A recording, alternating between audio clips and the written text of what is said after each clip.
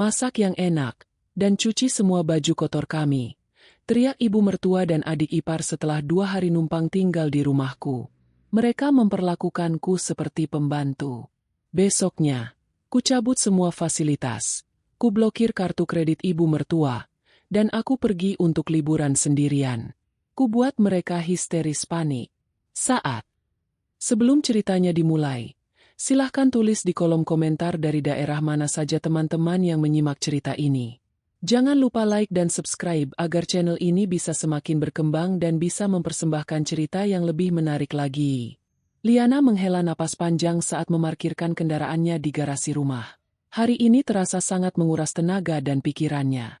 Sebagai seorang wanita berhijab yang memimpin sebuah perusahaan perdagangan berskala besar, tanggung jawabnya sangat berat. Ia harus memastikan semua karyawan mendapatkan hak mereka dan seluruh kegiatan operasional perusahaannya berjalan lancar tanpa hambatan sedikitpun. Liana selalu bekerja keras tanpa lelah dari pagi hingga petang menjelang. Semua pencapaian finansial dan kemewahan yang ia miliki saat ini murni merupakan hasil dari keringat, kerja keras, dan kecerdasannya sendiri. Ia telah membangun usahanya dari bawah jauh sebelum ia memutuskan untuk menikah dengan Viko. Setelah pernikahan itu terjadi, Liana tetap mengambil peran sebagai tulang punggung keluarga. Viko hanya bekerja sebagai pegawai biasa di sebuah perusahaan kecil dengan penghasilan yang sesungguhnya hanya cukup untuk membiayai kebutuhan pribadinya sendiri. Namun, Liana memiliki hati yang sangat luas. Ia tidak pernah sekalipun merendahkan suaminya di hadapan orang lain. Ia selalu menjaga nama baik Viko dengan rapat, menutupi segala kekurangan suaminya dengan penuh keikhlasan, dan secara diam-diam membiayai seluruh tagihan kebutuhan rumah tangga mulai dari pengeluaran makan sehari-hari, hingga cicilan perabotan mewah di dalam rumah mereka. Liana selalu berpikir bahwa dengan bersikap patuh, mengalah, dan memberikan kasih sayang yang tulus, ia bisa membangun keluarga yang harmonis, damai, dan penuh rasa saling menghargai. Ketenangan malam yang sangat didambakan Liana setelah seharian bekerja keras mendadak sirna seketika. Suara bel rumah berbunyi dengan sangat nyaring dan berulang-ulang tanpa jeda. Liana segera merapikan letak jilbabnya dan berjalan cepat menuju pintu utama rumahnya. Saat pintu itu terbuka lebar, pemandangan di hadapannya langsung membuat kepalanya terasa berdenyut nyeri. Ibu Diah dan Dira berdiri tegak di teras dengan raut wajah angkuh, dikelilingi oleh banyak koper berukuran sangat besar yang berserakan di lantai. Mereka datang begitu saja tanpa pernah memberikan pesan atau kabar terlebih dahulu. Tanpa menunggu dipersilakan masuk oleh pemilik rumah yang sah, Ibu Diah langsung melangkah maju melewati Liana begitu saja seolah-olah Liana hanyalah penjaga pintu. Dira mengikuti perlahan di belakang ibunya. Matanya terus menatap lekat pada layar telepon genggam tanpa sedikitpun menyapa atau menoleh ke arah kakak iparnya yang berdiri kebingungan. Cepat bawa koper-koper ini masuk ke dalam kamar tidur di atas. Tanganku sudah sangat pegal dan sakit memegangnya dari tadi di perjalanan. Perintah Ibu Diah dengan suara yang sangat lantang sambil melempar tas tangannya sembarangan ke atas meja ruang tamu. Liana menatap tumpukan koper yang terlihat sangat berat itu. Ia lalu mengalihkan pandangannya menoleh ke arah suaminya yang baru saja keluar dari dalam kamar tidur. Viko melihat dengan jelas kedatangan ibu dan adiknya kandungnya. Tetapi anehnya ia sama sekali tidak menunjukkan niat untuk membantu istrinya mengangkat barang-barang berat tersebut. Viko justru berjalan santai menuju sofa empuk di ruang tengah, merebahkan tubuhnya dengan nyaman, dan kembali sibuk bermain permainan video di telepon genggamnya seolah-olah tidak terjadi apa-apa. Liana hanya bisa menelan ludah, berusaha keras menahan rasa kecewa yang mendalam yang menyelinap tajam di dalam dadanya. Dengan sisa-sisa tenaga yang ia miliki setelah seharian memeras otak di kantor, Liana membungkuk dan mengangkat koper-koper besar itu satu persatu. Ia harus berjalan bolak-balik menaiki deretan anak tangga menuju kamar tamu yang terletak di lantai atas. Peluh dingin mulai membasahi dahinya karena kelelahan. Tetapi sungguh menyedihkan karena tidak ada satupun dari ketiga orang di rumah itu yang peduli atau sekadar menawarkan bantuan kecil kepadanya. Setelah semua barang bawaan tamu-tamu tidak diundang itu tertata rapi di dalam kamar, Liana berjalan turun menuju dapur dengan niat baik menyeduh minuman hangat untuk menyambut kedatangan mereka. Belum sempat air di dalam panci mendidih, suara teguran keras dan tajam dari Ibu Diah sudah terdengar menggema memecah keheningan rumah. Rumah sebesar dan semewah ini kok sepi dan berantakan sekali kelihatannya. Mana asisten rumah tangganya?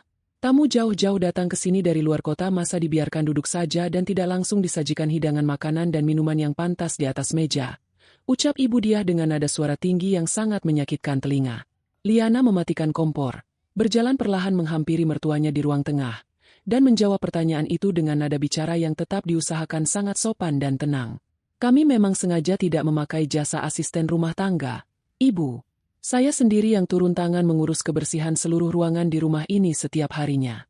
Biar malam ini saya yang langsung memasak dan menyiapkan hidangan makan malam untuk kalian semua. Ibu Diah mendengus kasar sambil melipat kedua tangannya di dada. Ya sudah, tunggu apa lagi? Cepat pergi ke dapur sana dan masak makanan yang enak. Viko ini sudah bekerja keras membanting tulang setiap hari dari pagi sampai malam tiba hanya untuk menghidupi kamu. Masa setelah pulang ke rumah istrinya cuma bersantai-santai saja tanpa mau melayani kebutuhan keluarga suaminya dengan baik? Hati Liana terasa seperti ditusuk oleh ribuan jarum yang sangat tajam saat mendengar ucapan itu. Ibu Diah sama sekali tidak tahu kebenarannya. Atau mungkin sengaja menutup mata dari fakta bahwa rumah mewah yang sedang mereka injak saat ini dibeli tunai dari uang hasil keringat Liana. Semua makanan berharga mahal yang masuk ke dalam perut mereka selama ini adalah murni hasil kerja keras Liana di perusahaannya. Namun, Liana kembali memilih untuk menelan kepahitannya dan menutup mulutnya rapat-rapat. Ia sadar betul bahwa berdebat panjang lebar dengan Ibu Diah hanya akan memperburuk suasana rumah yang sudah memanas. Liana segera kembali melangkah ke dapur dan mulai meracik berbagai bumbu masakan. Ia menghabiskan waktu cukup lama memasak beberapa hidangan lezat kesukaan keluarga suaminya dengan sangat teliti. Setelah semua makanan matang sempurna dan disajikan di atas meja ruang makan, mereka bertiga makan dengan sangat lahap. Namun ironisnya, alih-alih mengucapkan satu kalimat terima kasih, Dira justru terus-menerus mengeluh dengan suara keras bahwa potongan daging sapi itu kurang empuk saat dikunyah dan bumbu rempahnya dirasa kurang meresap ke dalam makanan. Liana hanya mendengarkan semua ocehan tidak bersyukur itu dalam diam sambil sibuk merapikan piring-piring kotor yang berserakan. Kekacauan yang sesungguhnya dan menjadi puncak kehancuran kesabaran Liana baru terjadi pada malam kedua kedatangan mereka. Saat itu Liana baru saja selesai menunaikan ibadah salat malam dan sedang duduk tenang merenung di atas sajadahnya. Tiba-tiba saja, daun pintu kamarnya didorong dengan dorongan yang sangat kasar dari arah luar. Ibu Diah berdiri tegak di ambang pintu kamar sambil membawa sebuah keranjang anyaman besar yang terisi penuh oleh tumpukan cucian kotor. Dengan raut wajah yang memancarkan kemarahan dan tanpa ada sedikitpun perasaan bersalah, Ibu Diah melemparkan keranjang berat itu tepat ke hadapan Liana yang sedang duduk. Beberapa helai pakaian berhamburan keluar dari dalam keranjang dan jatuh berserakan menutupi lantai kamar yang sebelumnya sangat bersih. Masak makanan yang lebih enak untuk sarapan besok pagi dan cuci semua baju kotor milik kami berdua ini malam ini juga sampai selesai. Jangan pernah berani-berani menggunakan mesin cuci otomatis. Kamu harus mengucek pakaian ini pakai tanganmu sendiri satu persatu supaya bersih tuntas tidak ada noda tersisa. Istri yang cuma menumpang hidup di rumah milik anakku kok kerjanya selalu malas-malasan terus setiap hari. Teriak Ibu Diah dengan kedua mata melotot tajam menatap Liana. Dira tiba-tiba muncul dari balik punggung ibunya. Ikut melipat kedua tangannya di depan dada sambil memamerkan senyuman yang sangat mengejek ke arah kakak iparnya. Iya, dengar perintah ibu itu baik-baik. Itu semua adalah pakaian dari bahan sutra asli yang sangat mahal. Harganya bisa mencapai jutaan rupiah per potong. Awas saja kalau sampai serat kainnya menjadi rusak atau warnanya luntur gara-gara kamu salah cara mencucinya. Jangan pernah disamakan cara merawat baju mahal berkelas milik kami dengan baju murahan yang biasa kamu pakai setiap hari itu. Liana perlahan mengalihkan pandangannya ke arah Viko yang ternyata sedang berbaring nyaman di atas tempat tidur di kamar yang sama. Suaminya itu jelas-jelas mendengar seluruh hinaan, cacian, dan perintah merendahkan yang dilontarkan oleh ibu serta adik kandungnya. Namun sungguh di luar dugaan, Viko hanya melirik Liana sekilas, lalu membalikkan badannya membelakangi istrinya, berpura-pura terlelap dan tidak peduli sama sekali dengan pertengkaran yang terjadi di depan matanya. Sikap diam dan sangat pengecut dari Viko itulah yang akhirnya menjadi pukulan terakhir yang berhasil menghancurkan seluruh sisa kesabaran Liana. Dinding pertahanan mental dan keikhlasan yang selama ini ia bangun dengan sangat bersusah payah akhirnya runtuh hancur lebur tidak bersisa. Liana menyadari sepenuhnya bahwa semua pengorbanan yang ia lakukan selama ini sama sekali tidak ada harganya di mata mereka. Ia telah memberikan mereka kehidupan yang sangat layak, kemewahan, dan rasa hormat. Tetapi mereka justru membalasnya dengan memperlakukannya layaknya seorang bawahan rendahan yang sama sekali tidak memiliki harga diri. Alih-alih menangis sedih atau membalas teriakan mertuanya dengan emosi meledak, Liana justru menarik napas perlahan dan tersenyum dengan sangat tenang. Ia berdiri secara perlahan dari atas sajadahnya, merapikan letak pakaiannya, dan menatap lurus ke arah wajah Ibu Diah dengan pandangan mata yang sangat dingin dan sulit ditebak kedalamannya. Baik, Ibu. Saya akan memastikan semua pakaian sutra yang sangat mahal ini dicuci bersih sekali malam ini juga tanpa menggunakan bantuan mesin cuci sedikitpun. Ibu Diah terlihat sangat puas dan merasa menang mendengar kepatuhan mutlak dari menantunya tersebut. Wanita parubaya itu berbalik badan dengan angkuh dan melangkah pergi keluar kamar bersama Dira yang masih terkekeh pelan. Liana membungkukkan badannya, memungut pakaian-pakaian sutra tersebut dengan hati-hati, memasukkannya kembali ke dalam keranjang, dan membawanya berjalan menuju ruang tempat mencuci yang terletak di bagian paling belakang rumah. Ia meletakkan keranjang itu dan menatap tumpukan kain sutra yang sangat dibanggakan itu dengan tatapan kosong yang mendingin. Liana melangkah pasti membuka lemari tempat penyimpanan berbagai bahan kebersihan, lalu mengambil sebotol besar cairan pemutih pakaian berkekuatan sangat tinggi yang biasanya hanya digunakan untuk membersihkan noda membandel pada lantai. Ia mengisi sebuah ember plastik berukuran besar dengan air bersih dari keran, lalu menuangkan cairan pemutih keras itu dalam jumlah yang sangat banyak, sengaja menuangkannya jauh melebihi batas takaran pemakaian yang wajar dan aman.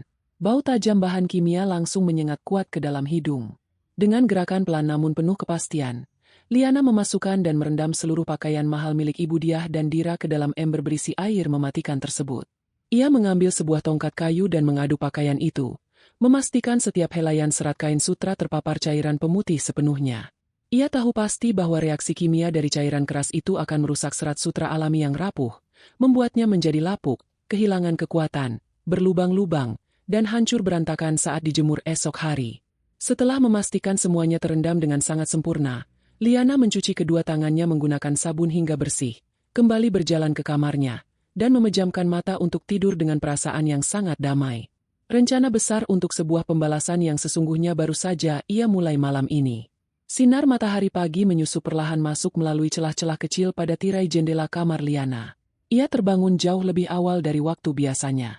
Udara pagi yang masih sejuk sedikit banyak membantu menjernihkan pikirannya setelah melalui rangkaian kejadian buruk semalam.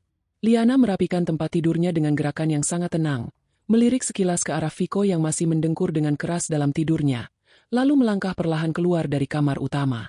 Suasana rumah besar itu masih terasa sangat sunyi dan lengang.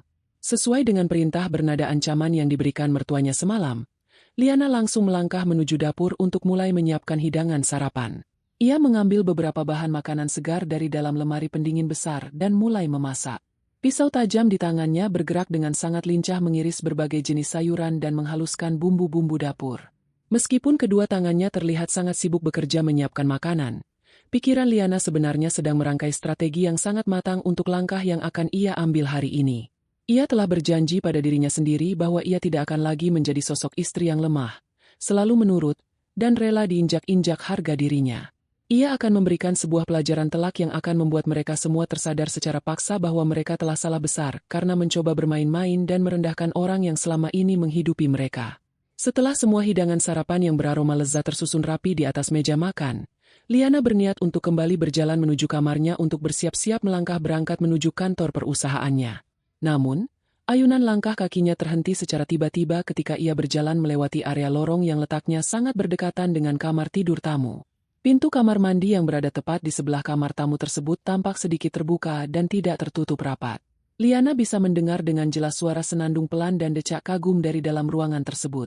Terdorong oleh rasa penasaran yang mendadak muncul, Liana mendorong permukaan pintu kayu itu perlahan-lahan agar tidak menimbulkan suara decitan. Kedua matanya langsung tertuju pada sosok Dira yang sedang duduk bersantai di tepi pinggiran bak mandi. Adik iparnya itu terlihat sedang memegang sebuah wadah kecil berbentuk bulat yang sangat Liana kenali bentuk dan desainnya. Wadah mewah itu berisi krim perawatan kulit khusus area wajah yang harganya sangat mahal. Krim kecantikan tersebut khusus didatangkan dari luar negeri dan harganya setara dengan harga sebuah kendaraan bermotor keluaran terbaru yang dipajang di pameran.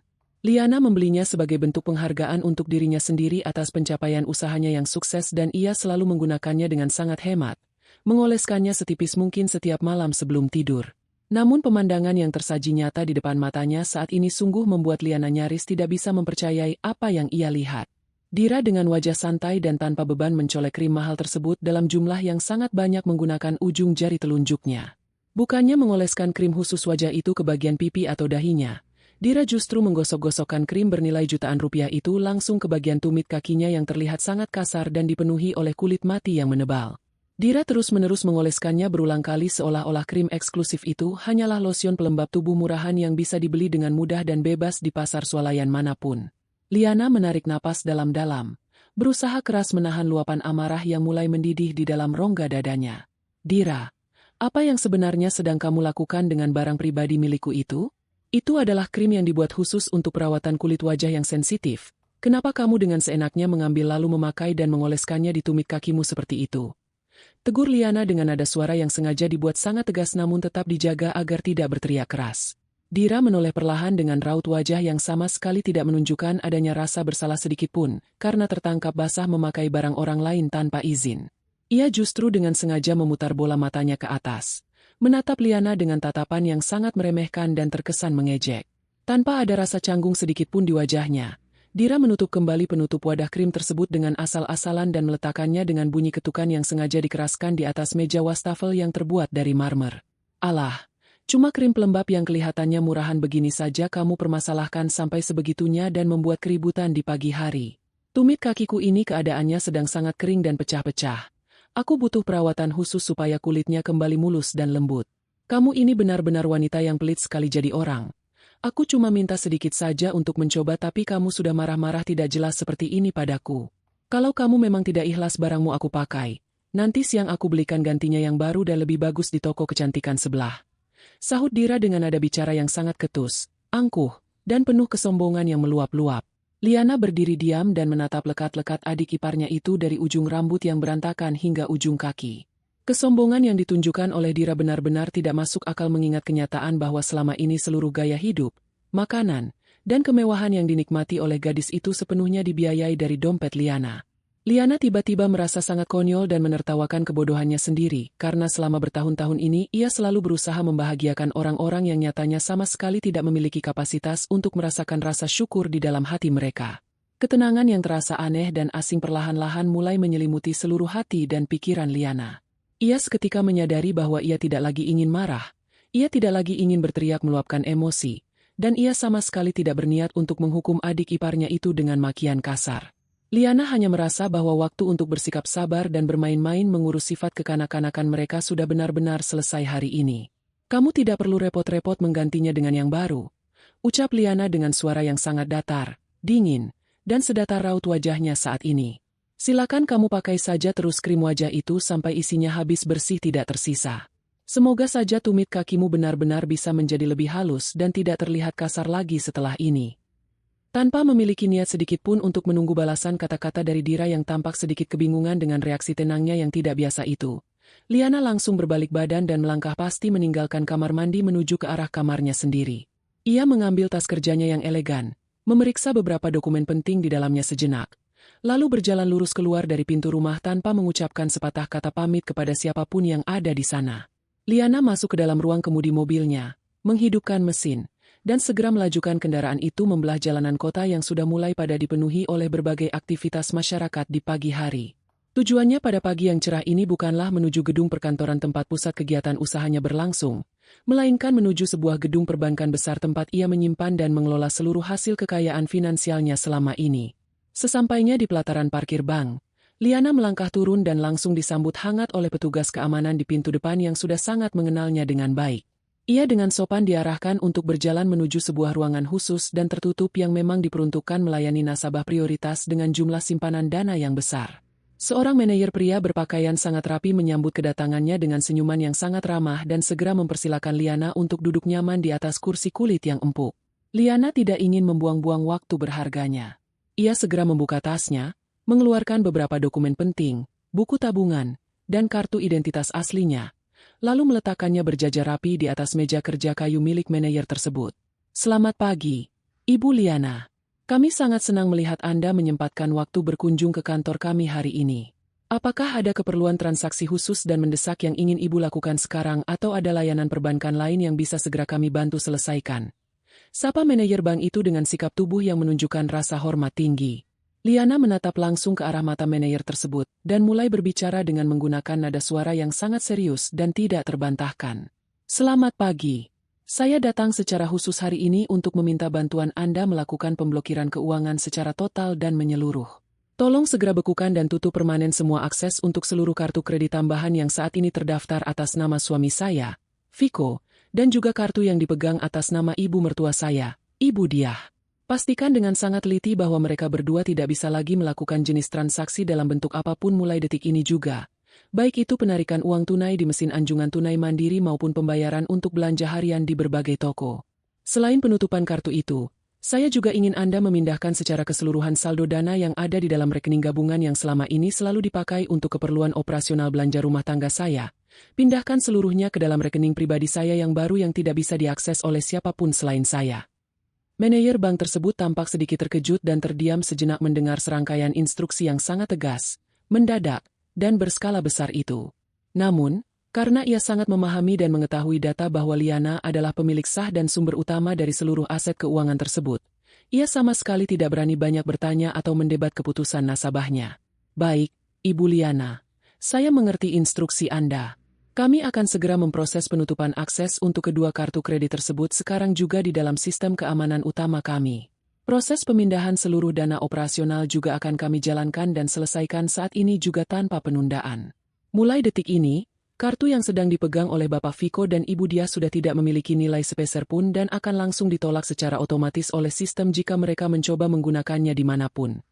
Manajer itu dengan gerakan jemari yang cekatan mulai mengetikkan berbagai deret perintah keamanan di papan ketik komputernya. Beberapa menit kemudian, mesin pencetak mengeluarkan selembar kertas yang berisi bukti resmi pelaksanaan tugas dan manajer itu menyerahkannya kepada Liana.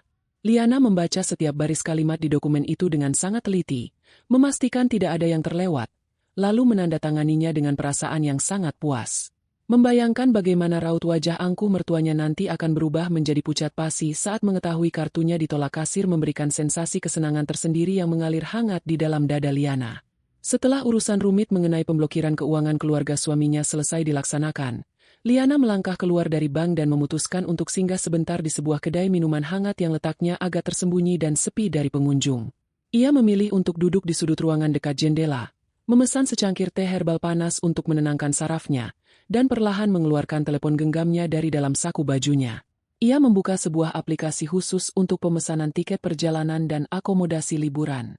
Jari-jarinya dengan gerakan cepat mencari dan mencocokkan jadwal penerbangan menuju sebuah pulau wisata yang sangat terkenal ke penjuru negeri, karena keindahan alam pantainya yang memukau.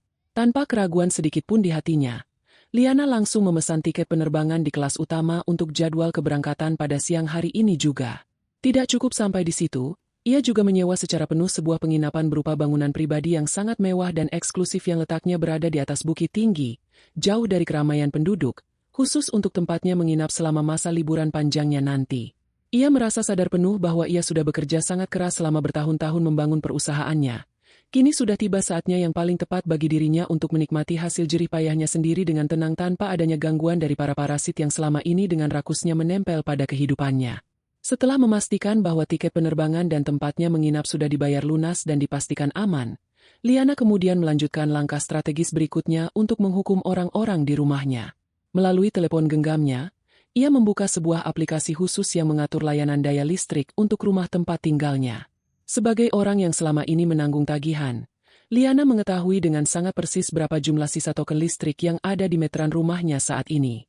Dengan menggunakan fitur kendali jarak jauh yang canggih, ia memastikan dan mengatur ulang sistem agar aliran listrik di rumah mewah tersebut tidak akan terisi ulang secara otomatis dan dipastikan akan mati total bertepatan pada saat malam hari nanti. Rencananya tidak hanya berhenti sampai di situ saja. Liana juga mencari nomor telepon dan langsung menelepon pusat layanan pelanggan dari perusahaan penyedia jaringan internet nirkabel yang terpasang di rumahnya. Ia dengan tegas meminta pihak perusahaan penyedia layanan tersebut untuk segera memutus sambungan internet di rumahnya dengan menggunakan alasan bahwa sedang ada perbaikan jaringan internal. Liana tersenyum lebar sendirian di sudut kedai itu sambil membayangkan bagaimana rupa wajah Dira nanti yang pasti akan berteriak histeris di dalam rumah, karena tiba-tiba tidak bisa lagi membuat konten video siaran langsung di media sosial untuk memamerkan gaya hidup mewahnya yang sepenuhnya palsu itu. Liana menyesap habis teh herbal hangatnya hingga tetes terakhir lalu berjalan dengan langkah yang sangat santai menuju tempat kendaraannya diparkir. Semua persiapan logistik dan hukuman telah selesai ia lakukan dengan sangat sempurna dan perhitungan yang presisi. Kini, ia hanya perlu pulang sebentar ke rumahnya untuk melakukan sedikit pertunjukan penutup demi melihat ekspresi mereka sebelum akhirnya ia benar-benar pergi meninggalkan orang-orang tidak tahu diri itu. Perjalanan pulang menuju kawasan perumahannya terasa sangat singkat dan menyenangkan. Liana memarkir kendaraannya di garasi, menarik napas dalam-dalam berulang kali untuk menetralkan raut wajahnya kembali seperti biasa, dan melangkah masuk ke dalam bangunan rumah dengan langkah yang sangat tegap. Ia merasa sudah benar-benar siap untuk menghadapi apapun yang akan terjadi selanjutnya di dalam rumah itu dengan hati yang sudah berubah menjadi sekeras batu. Liana berjanji pada dirinya sendiri bahwa ia tidak akan pernah mundur satu langkah pun dari semua keputusan yang telah ia tetapkan hari ini.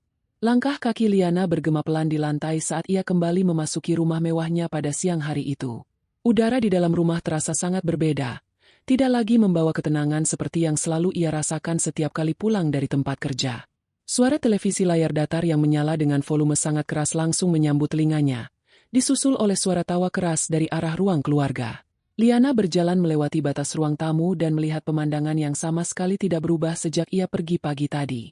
Ibu dia duduk bersandar santai di atas sofa kulit yang paling besar, sementara kakinya dinaikkan ke atas meja kaca tempat Liana biasa meletakkan majalah bisnisnya. Di sudut lain, Dira sedang sibuk merekam dirinya sendiri menggunakan telepon genggam, memamerkan sudut-sudut rumah mewah itu kepada para pengikutnya di media sosial seolah-olah rumah tersebut adalah istana miliknya sendiri. Viko, sang suami yang seharusnya menjadi penengah yang bijaksana, sama sekali tidak terlihat batang hidungnya di ruangan itu. Kemungkinan besar ia masih tidur atau sibuk bermain permainan video di dalam kamar. Kehadiran Liana di ruangan itu sama sekali tidak disambut dengan sapaan hangat, melainkan langsung disambut dengan rentetan perintah baru yang diucapkan dengan nada sangat tinggi. "Baguslah kamu sudah pulang sekarang. Perut kami sudah sangat lapar dari tadi menunggu kamu kembali. Cepat pergi ke dapur dan buatkan kami makanan yang istimewa untuk makan siang." Perintah ibu dia tanpa sedikit pun menoleh ke arah menantunya. Matanya tetap terpaku pada acara hiburan di layar televisi. Liana tidak menjawab dengan kata-kata perlawanan. Ia hanya menganggukkan kepalanya perlahan, menyimpan tas kerjanya di atas kursi makan, dan langsung melangkah masuk ke dalam area dapur yang bersih dan tertata rapi. Liana mengambil selembar celemek dari dalam laci dan memakainya dengan sangat tenang. Ia membuka pintu lemari pendingin berukuran besar miliknya dan mengeluarkan berbagai macam bahan makanan, termasuk daging sapi berkualitas tinggi dan setumpuk cabai segar yang rasanya sangat menyengat. Liana sangat tahu bahwa ibu mertua dan adik iparnya itu sangat membenci makanan yang memiliki rasa pedas. Lidah mereka tidak terbiasa dan selalu mengeluh jika masakan terasa sedikit saja membakar mulut. Namun hari ini, Liana dengan sengaja memasukkan semua cabai itu ke dalam mesin penghalus bumbu. Ia meracik sebuah hidangan daging bumbu pekat yang dari luar terlihat sangat menggugah selera dan manis, namun sebenarnya menyembunyikan rasa pedas yang luar biasa menyengat di setiap serat dagingnya. Liana memasak dengan ritme yang sangat teratur, tidak terburu-buru, dan memastikan aroma harum dari rempah-rempah itu menyebar memenuhi seluruh ruangan rumah untuk memancing rasa lapar mereka. Setelah menghabiskan waktu cukup lama berkutat di depan kompor yang menyala, hidangan itu akhirnya matang dengan sempurna. Liana menyalin seluruh masakan itu ke atas piring saji keramik yang besar dan membawanya ke meja makan. Ia juga menyiapkan nasi hangat dan beberapa gelas air putih dingin. "Makan siangnya sudah siap di meja," ucap Liana dengan suara yang cukup keras agar terdengar sampai ke ruang keluarga. Mendengar panggilan itu, Ibu Diah dan Dira langsung bangkit dari tempat duduk mereka dan bergegas menuju ruang makan dengan wajah antusias. Viko yang ternyata baru saja keluar dari kamar juga ikut bergabung, menarik kursi makan dan langsung duduk tanpa mencuci tangannya terlebih dahulu. Mereka bertiga menatap hidangan daging yang berkilau karena bumbu pekat itu dengan mata berbinar-binar. Tanpa menunggu Liana duduk, Ibu Diah langsung mengambil porsi daging paling besar dan menaruhnya di atas piring nasinya, diikuti oleh Dira dan Viko yang juga mengambil porsi tidak kalah banyak. Liana berdiri beberapa langkah dari meja makan, memperhatikan mereka dengan kedua tangan terlipat di depan perut. Ia sengaja tidak mengambil piring untuk dirinya sendiri. Suapan pertama masuk ke dalam mulut mereka hampir secara bersamaan. Liana bisa melihat dengan jelas bagaimana raut wajah sombong mereka berubah drastis hanya dalam hitungan detik. Ibu Diah langsung terbatuk-batuk keras. Wajahnya berubah memerah menahan rasa panas yang tiba-tiba meledak di dalam rongga mulutnya. Dira langsung menjerit kecil sambil mengipas-ngipasi lidahnya menggunakan telapak tangan. Sementara Viko buru-buru meneguk air putih dingin hingga tandas dalam satu tarikan napas. Keringat sebesar biji jagung mulai bermunculan di dahi mereka. Namun, karena sifat serakah yang sudah mendarah daging dan melihat bahwa daging yang dimasak adalah daging kualitas terbaik yang harganya sangat mahal, mereka memaksakan diri untuk terus mengunyah dan menelan makanan tersebut. "Liana, masakan macam apa ini? Kenapa rasanya sangat pedas sekali sampai membakar lidahku?" bentak Ibu Diah di sela-sela batuknya yang semakin menjadi-jadi. Liana hanya membalas dengan senyuman yang sangat tipis dan berkata dengan nada yang sangat datar. "Maaf Ibu, saya rasa takaran bumbunya sudah pas. Mungkin lidah Ibu saja yang sedang kurang sehat hari ini. Silakan dihabiskan daging mahalnya. Saya harus membereskan beberapa hal di kamar." Liana berbalik dan meninggalkan mereka yang masih berjuang melawan rasa pedas luar biasa sambil terus memaksakan diri menghabiskan makanan mewah itu. Sesampainya di dalam kamar utama yang luas, Liana segera mengunci pintu dari dalam agar tidak ada yang bisa mengganggu persiapannya. Ia menarik sebuah koper berukuran sedang dari bagian atas lemari pakaian. Dengan gerakan yang sangat efisien dan terencana, Liana mulai memasukkan barang-barang pribadinya.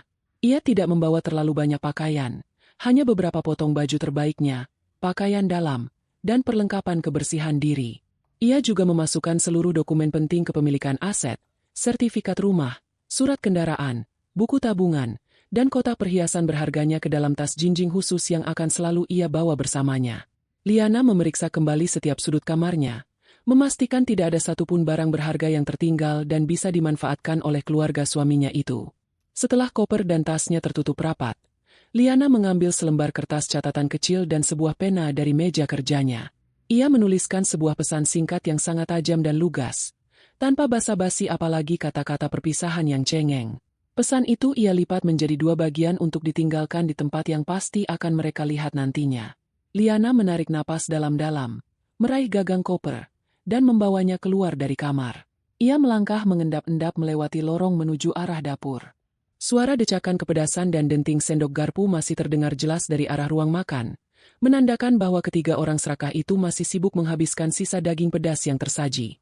Liana berjalan perlahan menuju pintu lemari pendingin besar yang ada di dapur, mengambil sebuah magnet kecil, dan menempelkan kertas catatan yang baru saja ia tulis tepat di bagian tengah pintu lemari pendingin tersebut. Kertas itu bertuliskan kalimat singkat, "Selamat menikmati istana ini, semoga kalian sanggup membayar semua tagihan yang akan datang menghampiri."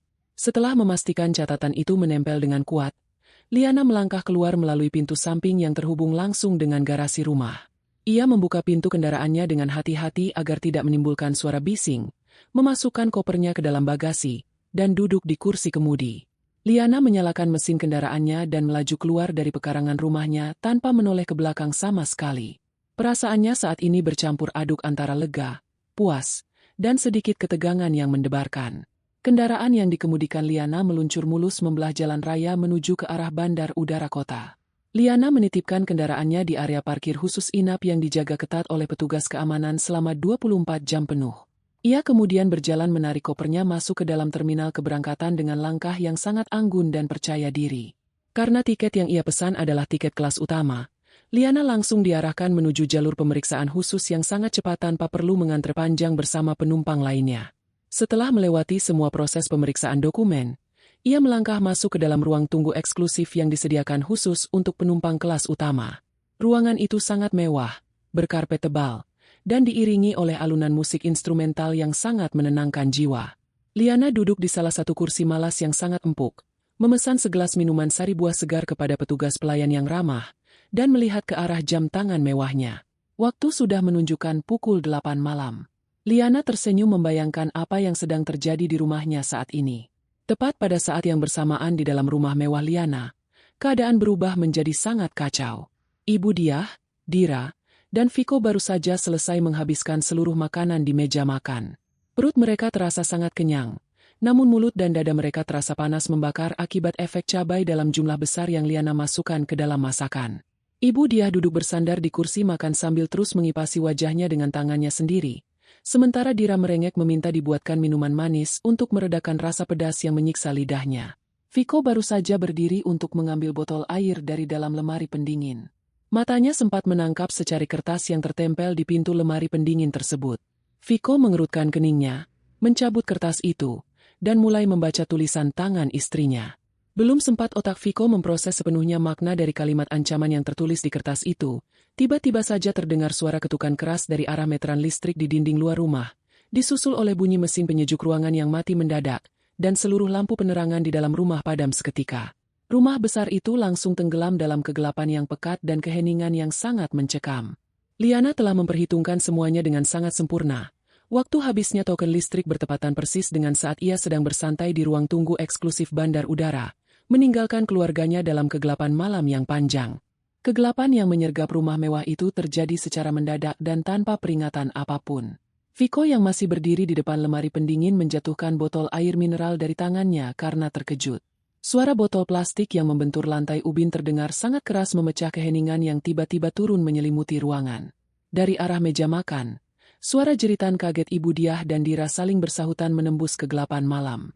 Ibu Diah mengumpat dengan suara keras, menyalahkan petugas perusahaan listrik negara yang menurutnya tidak becus bekerja karena memadamkan aliran listrik tanpa memberikan surat pemberitahuan terlebih dahulu kepada warga perumahan mewah tersebut. Dira tidak kalah paniknya. Ia berteriak histeris karena sambungan internet nirkabel di rumah itu ikut mati total seiring dengan padamnya aliran listrik. Padahal ia baru saja berniat untuk memulai siaran langsung di media sosialnya untuk memamerkan kegiatannya malam ini. Viko mencoba meraba-raba dinding di sekitarnya dalam kegelapan, mencari letak telepon genggamnya yang tadi ia tinggalkan di atas meja makan. Setelah berhasil menyalakan lampu senter dari telepon genggamnya, sinar kecil itu menyorot wajah ibu dan adiknya yang terlihat sangat kebingungan dan mulai berkeringat karena udara di dalam ruangan langsung terasa sangat panas tanpa adanya hembusan mesin penyejuk ruangan. Viko, coba kamu keluar sekarang dan periksa rumah tetangga sebelah. Apakah lampu rumah mereka juga padam seperti rumah kita ini? Kalau cuma rumah kita yang gelap gulita begini, berarti ada yang rusak dengan instalasi kabel di rumah istrimu itu. Perintah Ibu Diah sambil terus mengibaskan ujung bajunya untuk mengusir rasa panas yang mulai menyiksa tubuhnya. Viko segera menurut. Ia berjalan menuju pintu depan rumah dan membukanya lebar-lebar. Pemandangan di luar sana langsung membuat dada Viko berdegup kencang karena panik. Berbeda dengan rumahnya yang gelap pekat seperti kuburan, rumah-rumah mewah milik tetangganya di sebelah kiri, kanan, dan depan semuanya tampak terang benderang dengan lampu taman yang menyala indah. Tidak ada pemadaman listrik massal di kawasan perumahan tersebut. Viko segera berjalan mendekati kotak meteran listrik yang menempel di dinding garasi rumahnya. Ia mengarahkan cahaya senter dari telepon genggamnya ke arah layar kecil di kotak meteran tersebut. Angka yang tertera di sana menunjukkan angka 0, menandakan bahwa pulsa listrik atau token untuk rumah itu telah habis sepenuhnya dan mesin secara otomatis memutus aliran arus listrik ke seluruh penjuru rumah. Viko menelan ludah dengan susah payah. Ia baru menyadari bahwa selama ini ia tidak pernah tahu-menahu soal urusan pembayaran listrik rumah karena Liana selalu mengurus semuanya secara otomatis dari aplikasi telepon genggamnya. Viko segera berlari kembali ke dalam rumah untuk menyampaikan kabar buruk itu kepada ibunya. Ibu, token listrik rumah kita habis total. Tetangga sebelah semuanya menyala terang. Hanya rumah kita yang padam karena pulsanya tidak diisi oleh Liana. Lapor Viko dengan suara bergetar. Ibu Diah mendelik marah mendengar laporan putranya itu. Lalu tunggu apa lagi? Cepat kamu beli pulsa listriknya sekarang juga pakai aplikasi di telepon genggammu itu. Jangan buat ibu dan adikmu kepanasan di dalam sini. Udaranya pengap sekali dan nyamuk sudah mulai berdatangan menggigit kaki ibu dari tadi. Viko segera membuka aplikasi layanan perbankan di telepon genggamnya untuk membeli pulsa listrik. Namun, tangannya gemetar saat melihat saldo di rekening pribadinya hanya tersisa beberapa ribu rupiah saja. Sangat jauh dari cukup untuk membeli pulsa listrik yang dibutuhkan untuk menghidupkan rumah sebesar itu. Viko mencoba menghubungi nomor telepon Liana berulang kali untuk meminta istrinya membelikan pulsa listrik, tetapi panggilan itu langsung dialihkan ke kotak suara, menandakan bahwa nomor Liana sudah tidak aktif atau sengaja dimatikan. Viko terduduk lemas di atas sofa ruang tamu dalam kegelapan, menyadari bahwa mereka benar-benar terjebak dalam situasi yang sangat menyiksa malam ini tanpa ada bantuan yang bisa dihubungi. Malam itu berubah menjadi malam penyiksaan yang paling panjang bagi ketiga penghuni rumah tersebut. Udara di dalam ruangan terasa semakin panas dan menyesakkan dada. Jendela rumah tidak bisa dibuka lebar karena mereka takut ada orang jahat yang masuk, sehingga sirkulasi udara benar-benar terhenti. Nyamuk-nyamuk mulai berterbangan mencari mangsa di dalam kegelapan, menggigit kulit Ibu Diah dan Dira yang terus-menerus memukul-mukul lengan dan kaki mereka sendiri. Ibu Diah tidak henti-hentinya mengomel sepanjang malam, mengutuk Liana yang ia anggap sangat tidak bertanggung jawab sebagai seorang istri karena berani meninggalkan rumah dan menelantarkan mertuanya dalam keadaan gelap dan panas seperti ini. Sementara itu, Dira menangis terseduh-seduh di sudut ruangan, bukan karena kegelapan atau nyamuk, melainkan karena ia mengalami gejala putus asa akibat tidak bisa mengakses dunia maya. Daya baterai telepon genggamnya sudah sepenuhnya habis, dan tanpa listrik, ia merasa seolah-olah terputus dari peradaban manusia. Ketiganya tidak ada yang bisa tertidur pulas malam itu. Mereka hanya berbaring di atas lantai ruang tamu yang keras, berharap rasa dingin dari ubin lantai bisa sedikit meredakan suhu tubuh mereka yang terus mengeluarkan keringat lengket. Pagi harinya, cahaya matahari yang masuk melalui jendela memperlihatkan kondisi mereka yang sangat mengenaskan. Wajah Ibu Diah terlihat sangat kusut, pucat, dan dipenuhi bintik-bintik merah bekas gigitan nyamuk nakal. Rambut Dira berantakan tidak karuan, Matanya sembab karena menangis semalaman meratapi nasib akun media sosialnya. Viko sendiri terlihat sangat lelah. Kantung matanya menghitam karena tidak tidur menjaga ibu dan adiknya. Penderitaan mereka ternyata belum berakhir sampai di situ saja. Karena listrik mati total sejak semalam, mesin pompa air otomatis yang menyedot air tanah ke tangki penampungan juga tidak bisa bekerja sama sekali.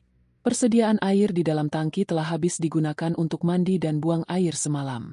Ketika Ibu Diah mencoba menyalakan keran air di wastafel dapur, hanya terdengar suara desisan angin yang keluar dari pipa, tidak ada setetes air pun yang mengalir turun. Hal ini berarti mereka tidak bisa mandi, tidak bisa mencuci muka, dan tidak bisa menggunakan toilet sama sekali pagi ini. Rumah mewah yang selama ini mereka banggakan tiba-tiba berubah fungsi menjadi sebuah penjara yang sangat menyiksa secara fisik dan mental. Rasa lapar mulai menyerang perut mereka dengan sangat beringas menjelang siang hari. Sisa makanan pedas semalam sudah basi karena mesin pendingin tidak berfungsi. Ibu Diah memegangi perutnya yang keroncongan dan menatap tajam ke arah Viko. Viko, ibu sudah tidak tahan lagi berada di dalam rumah ini. Kamu harus keluar sekarang juga dan belikan kami makanan yang paling enak dari restoran terkenal. Ibu ingin makan daging panggang yang mahal dan minuman dingin yang segar. Gunakan saja kartu pembayaran ibu yang tidak ada batas limitnya itu untuk membayarnya. Perintah Ibu Diah sambil melemparkan sebuah kartu plastik berwarna emas ke arah meja di depan Viko. Viko yang juga sudah sangat kelaparan segera mengambil kartu tersebut.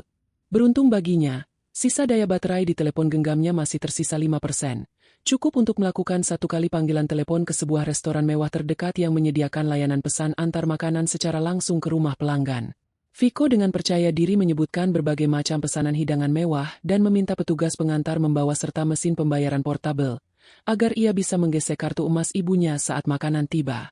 1 jam kemudian, sebuah kendaraan bermotor tiba di depan gerbang rumah mereka. Seorang petugas layanan pesan antar makanan turun membawa 2 kantong kertas berukuran besar yang berisi pesanan Viko. Aroma harum daging panggang yang sangat menggugah selera langsung tercium hingga ke teras rumah, membuat air liur Ibu Diah dan Dira menetes saking laparnya. Viko berjalan dengan dada membusung dan langkah yang sangat sombong keluar dari pintu gerbang untuk menemui petugas pengantar tersebut. Beberapa tetangga yang kebetulan sedang menyiram tanaman di halaman rumah mereka tampak memperhatikan interaksi itu dari kejauhan. Viko menerima kantong makanan itu dengan satu tangan, sementara tangan kirinya dengan gaya elegan menyodorkan kartu pembayaran berwarna emas milik ibunya kepada sang petugas. Petugas itu mengambil mesin pembayarannya, memasukkan kartu tersebut ke dalam celah mesin, dan menekan beberapa tombol angka dengan cepat. Namun, mesin itu tiba-tiba mengeluarkan bunyi peringatan panjang berwarna merah dan mencetak selembar kertas kecil bertuliskan keterangan bahwa transaksi pembayaran telah ditolak oleh Bank Pusat. Maaf Bapak, kartu pembayaran yang Bapak berikan ini ditolak oleh sistem. Mesin menunjukkan keterangan bahwa akses kartu ini telah diblokir secara sepihak oleh bank penerbit. Apakah Bapak memiliki kartu cadangan lain atau ingin melakukan pembayaran menggunakan uang tunai saja? Tanya petugas pengantar itu dengan suara yang cukup keras hingga terdengar oleh tetangga sebelah. Wajah Viko langsung berubah merah pada menahan rasa malu yang luar biasa. Ia dengan cepat merogoh dompetnya sendiri, mengeluarkan kartu miliknya, dan menyodorkannya kepada petugas tersebut. Mungkin kartu ibu saya rusak. Coba gunakan kartu saya ini, pasti bisa.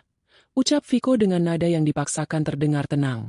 Petugas itu kembali mencoba memproses transaksi menggunakan kartu Viko, tetapi hasilnya tetap sama persis. Layar mesin menunjukkan bahwa transaksi ditolak dan kartu telah diblokir secara permanen.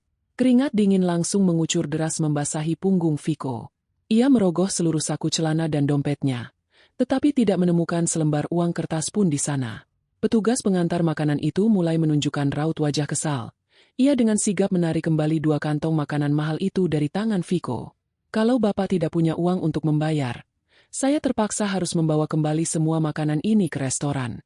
Bapak jangan suka membuang-buang waktu orang kalau sebenarnya tidak mampu membeli. Ucap petugas itu dengan nada sangat meremehkan sebelum akhirnya melajukan kendaraannya pergi menjauh dari rumah itu. Viko berdiri mematung di depan gerbang, menjadi tontonan gratis tetangganya, dengan tangan kosong dan rasa malu yang menghancurkan harga dirinya hingga ke titik terendah. Pemandangan hamparan laut biru yang membentang luas tanpa batas menyambut kedatangan Liana saat ia melangkah turun dari kendaraan jemputan khusus yang membawanya dari bandar udara. Angin laut yang membawa aroma garam dan kesegaran alam berhembus lembut menerpa wajahnya, membuat ujung jilbab sutra yang ia kenakan berkibar pelan. Liana telah tiba di sebuah penginapan mewah yang terletak di atas tebing karang di Pulau Dewata. Tempat ini sangat terpencil, jauh dari kebisingan kota, dan dijaga dengan sistem keamanan yang sangat ketat sehingga privasi setiap tamu yang menginap terjamin sepenuhnya. Beberapa petugas penginapan yang mengenakan seragam rapi dan bersih segera menghampiri Liana dengan senyum ramah, mengambil alih koper jinjingnya, dan mengalungkan untaian bunga segar beraroma melati ke lehernya sebagai tanda ucapan selamat datang. Liana membalas senyuman mereka dengan perasaan yang sangat ringan. Beban berat yang selama bertahun-tahun bersarang di kedua pundaknya seolah-olah lurus ketika tertinggal jauh di rumah mewah yang kini telah ia ubah menjadi neraka kecil bagi keluarga suaminya. Liana diantar menggunakan kendaraan listrik kecil membelah taman tropis yang rimbun menuju bangunan pribadi yang telah ia sewa secara khusus untuk beberapa minggu ke depan. Bangunan tempat Liana menginap itu benar-benar merupakan perwujudan dari kemewahan dan ketenangan yang sempurna.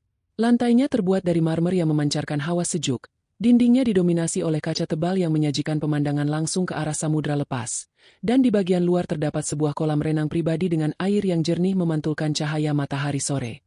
Liana melangkah masuk ke dalam kamar tidur utama, meletakkan tas tangannya di atas meja rias, lalu berjalan menuju kamar mandi yang ukurannya bahkan lebih besar dari kamar kos yang dulu pernah ia sewa saat baru memulai merintis usahanya. Ia menyalakan keran air hangat, mengisi bak mandi berukuran besar yang terbuat dari batu alam, dan menaburkan garam mandi beraroma mawar ke dalamnya. Setelah membersihkan diri dan menunaikan ibadah salat dengan khusyuk, Liana mengganti pakaian kerjanya dengan sebuah gaun panjang berbahan katun yang sangat nyaman dan longgar.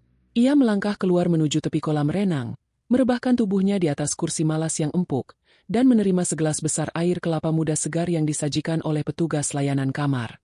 Sambil menyesap air kelapa muda yang manis dan menyegarkan tenggorokan itu, Liana membiarkan pikirannya mengembara. Ia teringat kembali pada masa-masa awal pernikahannya dengan Viko. Saat itu Liana adalah seorang wanita muda yang penuh harapan, bersedia melakukan apa saja demi membangun keluarga yang bahagia. Ia bekerja siang dan malam, membangun perusahaannya dari nol hingga menjadi sebesar sekarang.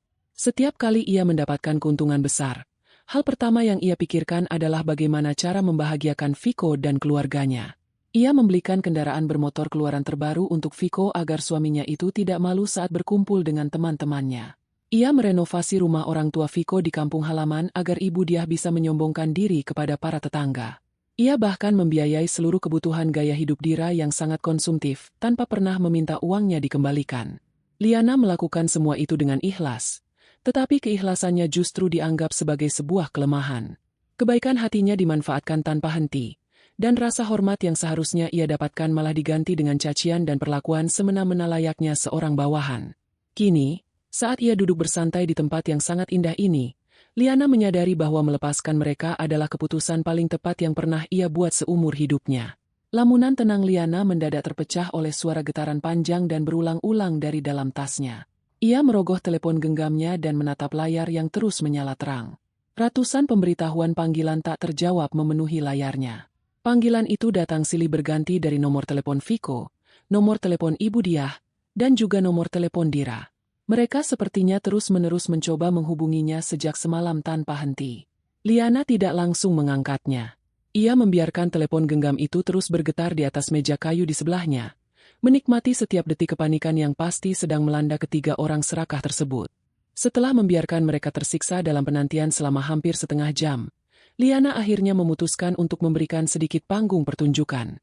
Ia menekan tombol berwarna hijau saat sebuah panggilan video masuk dari nomor telepon Viko.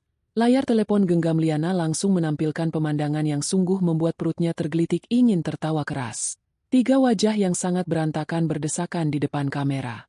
Viko terlihat sangat kuyu dengan rambut lepek dipenuhi keringat dan mata yang sangat merah karena kurang tidur. Di sebelahnya, Ibu Diah tampak memegang sebuah buku tebal yang ia gunakan sebagai kipas darurat untuk mengusir hawa panas. Wajah wanita parubaya itu dipenuhi bintik kemerahan akibat gigitan nyamuk ganas. Di sudut layar, terlihat wajah Dira yang sembab dan menangis terseduh-seduh dengan riasan wajah yang luntur berantakan. Latar belakang mereka terlihat sangat gelap, hanya diterangi oleh cahaya dari lampu darurat bertenaga baterai yang sangat redup.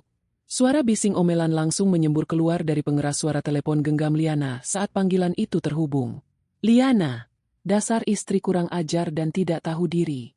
Di mana kamu bersembunyi sekarang, hah? Cepat pulang ke rumah detik ini juga. Rumah ini gelap gulita karena token listriknya habis. Air mati total tidak menetes sama sekali.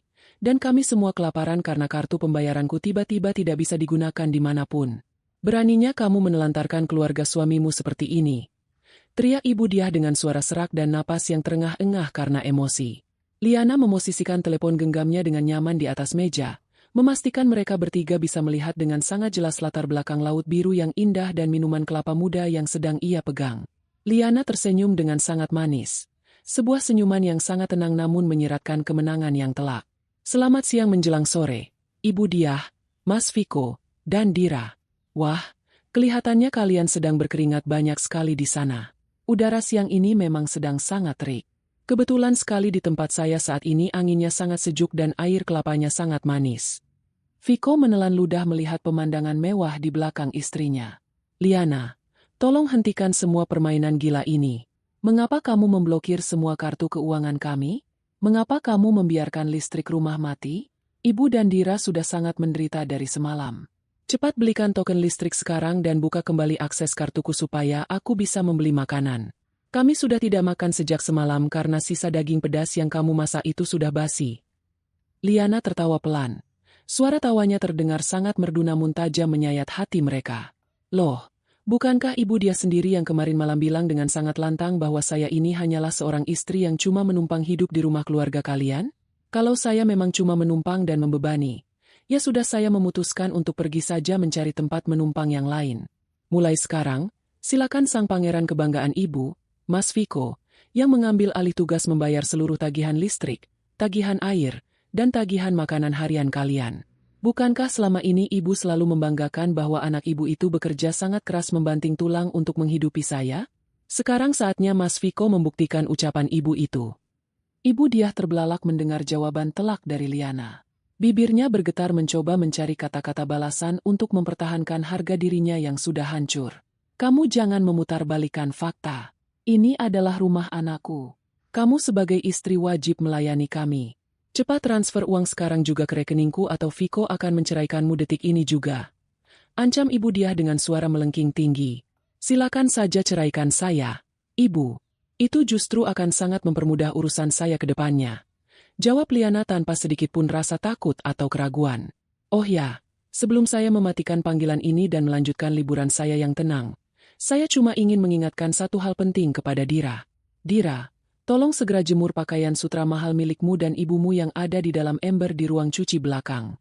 Saya sudah merendamnya dengan sangat bersih menggunakan satu botol penuh cairan pemutih lantai yang paling keras sejak 2 hari yang lalu.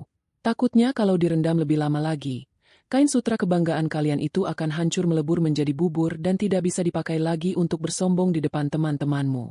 Selamat menikmati hari-hari tanpa air dan listrik. Sampai jumpa. Tanpa menunggu balasan atau jeritan histeris dari mereka, Liana langsung menekan tombol merah di layarnya, mematikan panggilan video tersebut, dan memblokir ketiga nomor telepon itu secara permanen. Ia kembali bersandar di kursinya, memejamkan mata menikmati hembusan angin laut, dan tersenyum sangat lebar. Suasana di dalam rumah mewah yang gelap dan pengap itu berubah menjadi lautan keputusasaan setelah panggilan video dengan Liana terputus secara sepihak. Viko menatap layar telepon genggamnya yang kini kembali gelap dengan tatapan kosong.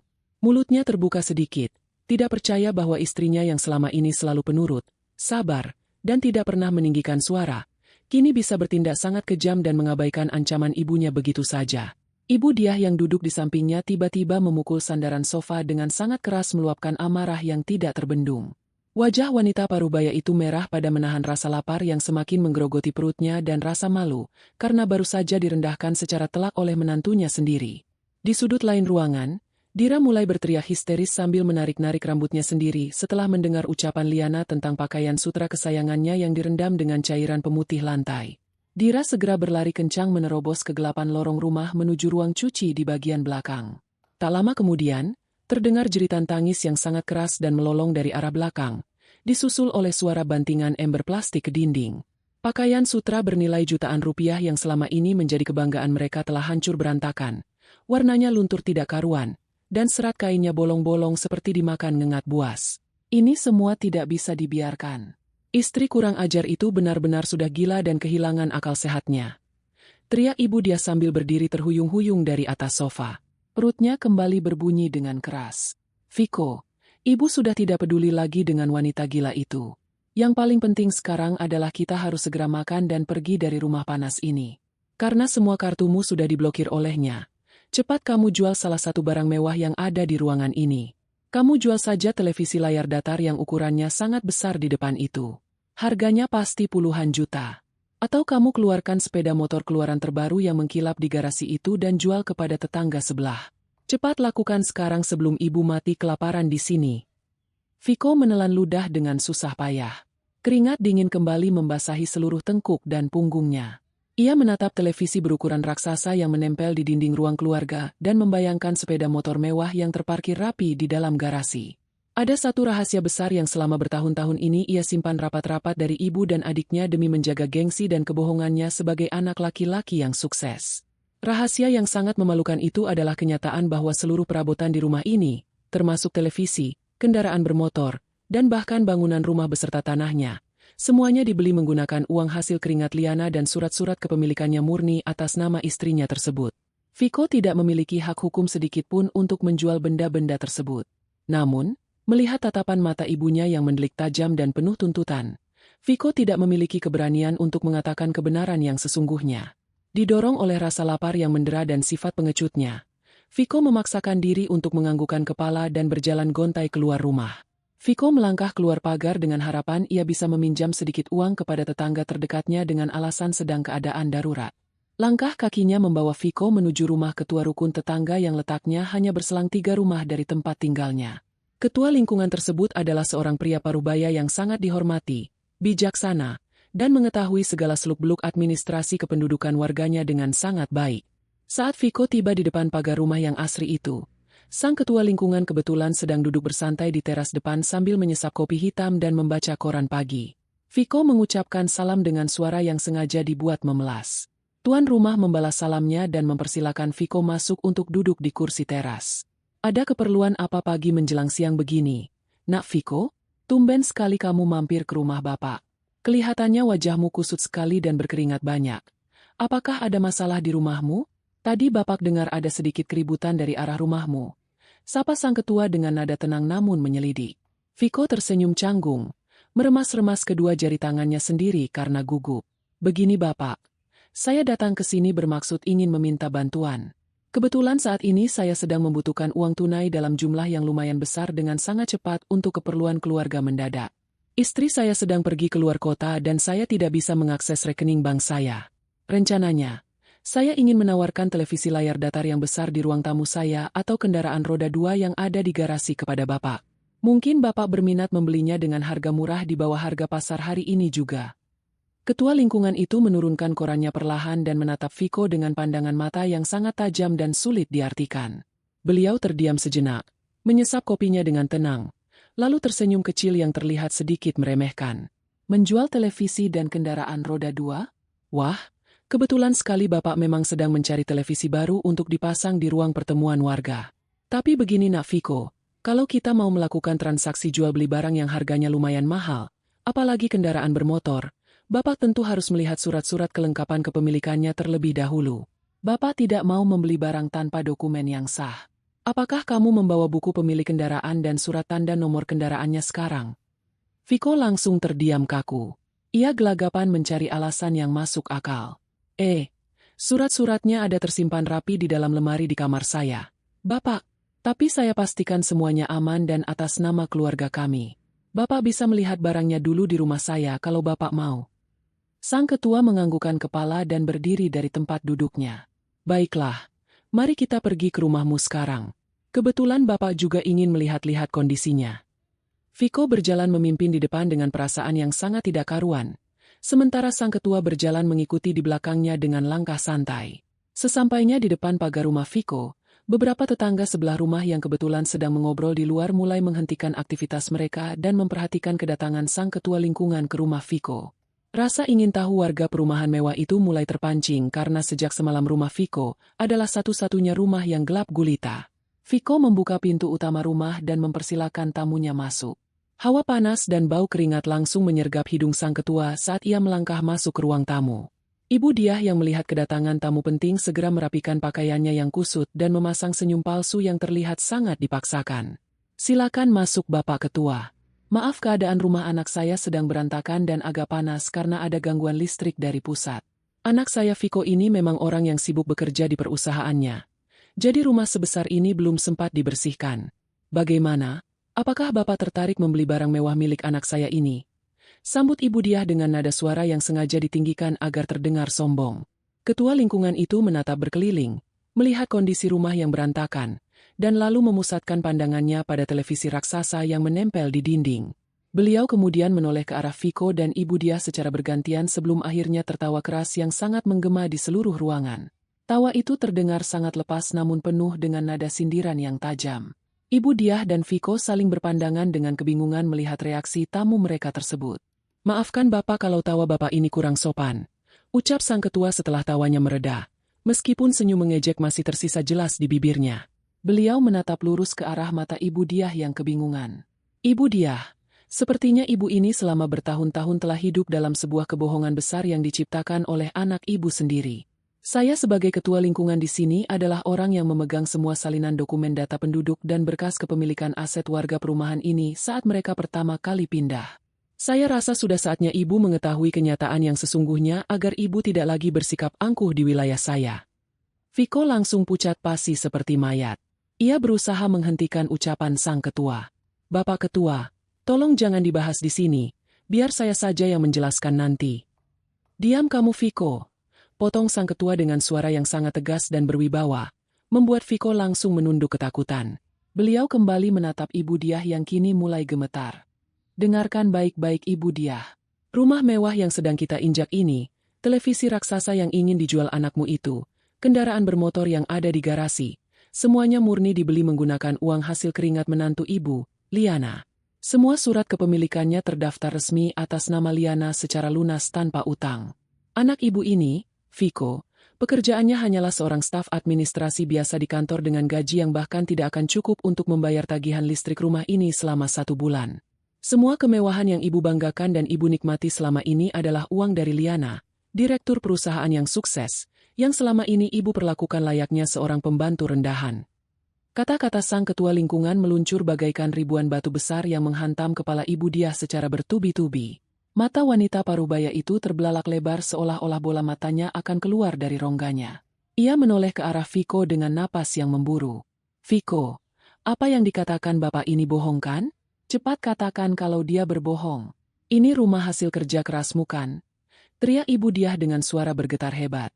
Viko tidak berani mengangkat wajahnya sama sekali. Ia hanya menggelengkan kepalanya pelan. Air mata kepengecutan mulai menetes membasahi lantai ubin. Tanggapan diam dari Viko menjadi jawaban paling menyakitkan yang pernah diterima oleh ibunya. Lutut Ibu Diah seketika kehilangan tenaganya. Ia jatuh terduduk lemas di atas lantai ruang tamu yang keras. Kedua tangannya memegangi kepalanya yang terasa berputar hebat. Seluruh kebanggaan, kesombongan, dan harga dirinya yang selalu ia junjung tinggi selama ini hancur lebur menjadi debu dalam sekejap mata. Dira yang berdiri di ambang pintu lorong hanya bisa menutup mulutnya rapat-rapat menahan jeritan karena syok luar biasa mengetahui kenyataan bahwa pahlawan kebanggaan keluarganya ternyata hanyalah seorang pria lemah yang menumpang hidup pada istrinya. Sang ketua lingkungan hanya menggelengkan kepalanya melihat kehancuran mental keluarga yang tidak tahu bersyukur itu. Lalu berbalik badan dan melangkah keluar rumah meninggalkan mereka tenggelam dalam penyesalan dan keputusasaan yang tidak berujung. Kehancuran mereka baru saja memasuki babak pertamanya. Kenyataan pahit yang baru saja dibongkar oleh sang ketua lingkungan membuat suasana di dalam rumah itu terasa seperti sebuah makam yang sangat sunyi dan dingin meskipun hawa udara siang itu sangat menyengat kulit. Ibu Diah masih duduk mematung di atas lantai ruang tamu dengan tatapan mata yang sepenuhnya kosong, seolah-olah seluruh ruh dan nyawanya telah ditarik paksa keluar dari dalam tubuhnya. Kesombongan yang selama bertahun-tahun ia bangun di atas penderitaan menantunya kini telah hancur berkeping-keping dan disaksikan langsung oleh orang yang sangat dihormati di perumahan tersebut. Viko duduk menyendiri di sudut ruangan sambil memeluk kedua lututnya sendiri. Wajahnya ditenggelamkan di antara lengannya untuk menyembunyikan tangisan tanpa suara yang mengalir deras akibat rasa malu dan penyesalan yang datang terlambat. Dira duduk menyandar di dinding lorong.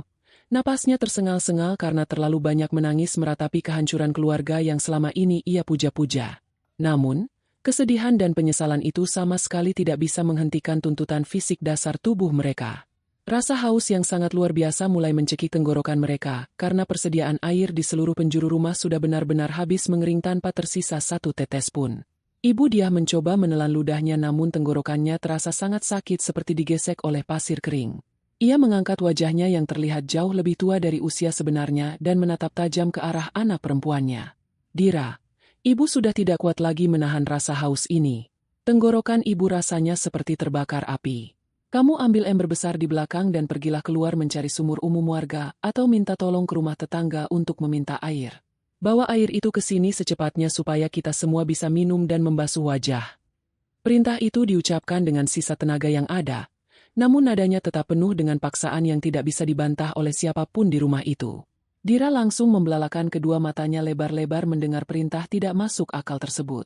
Sepanjang hidupnya, Dira tidak pernah sekalipun melakukan pekerjaan kasar, apalagi harus berjalan keluar rumah memikul ember berisi air seperti seorang pekerja rendahan. Selama ini ia hanya tahu cara bersolek, membuat konten di media sosial, dan menghambur-hamburkan uang dari Liana. Ibu menyuruhku keluar membawa ember meminta air ke tetangga? Aku tidak mau ibu. Apa kata orang-orang nanti kalau melihatku mengangkat air seperti pembantu? Bagaimana dengan harga diriku? Kenapa tidak Mas Viko saja yang pergi mencari air untuk kita? Tolak Dira dengan suara keras sambil menunjuk-nunjuk wajah kakaknya yang masih menunduk diam. Ibu dia langsung melempar bantal sofa dengan keras tepat ke arah kepala Dira. Jangan banyak membantah perintah ibu. Kakakmu sedang sakit memikirkan nasib kita. Jadi kamu yang harus pergi sekarang juga. Lagi pula ini semua juga demi kamu sendiri. Apa kamu mau mati kehausan di dalam rumah ini, Cepat pergi ke ruang cuci, ambil embernya dan cari air di luar sekarang. Teriak ibu dia dengan urat leher yang menonjol keluar menahan amarah dan keputusasaan. Dengan langkah kaki yang dihentakkan keras ke lantai sebagai bentuk protes, Dira berjalan menuju ruang cuci di bagian belakang rumah. Sesampainya di sana, matanya kembali disuguhi pemandangan yang menyayat hatinya. Tumpukan pakaian mahalnya yang direndam oleh Liana menggunakan cairan pemutih lantai yang sangat keras telah hancur sepenuhnya. Serat kain sutra itu telah terurai, bentuknya menyusut, dan permukaannya dipenuhi lubang-lubang besar yang saling menyambung. Dira tidak memiliki pakaian ganti lain karena semua baju bagusnya ia letakkan di keranjang cucian itu semalam. Pakaian yang ia kenakan saat ini sudah sangat kotor, berbau keringat menyengat, dan penuh dengan debu lantai. Dira terpaksa mengais-ngais sisa tumpukan kain di dekat rak penyimpanan dan menemukan sebuah daster tua berukuran sangat longgar yang kainnya sudah sangat melar dan tipis. Tanpa pilihan lain, ia melepaskan pakaian kotornya dan memakai daster buruk rupa itu. Penampilannya kini sungguh sangat jauh dari citra gadis mewah dan terhormat yang selalu ia pamerkan di dunia maya. Rambutnya diikat asal-asalan, wajahnya kusam, dan daster longgar itu membuat tubuhnya terlihat sangat tidak terawat.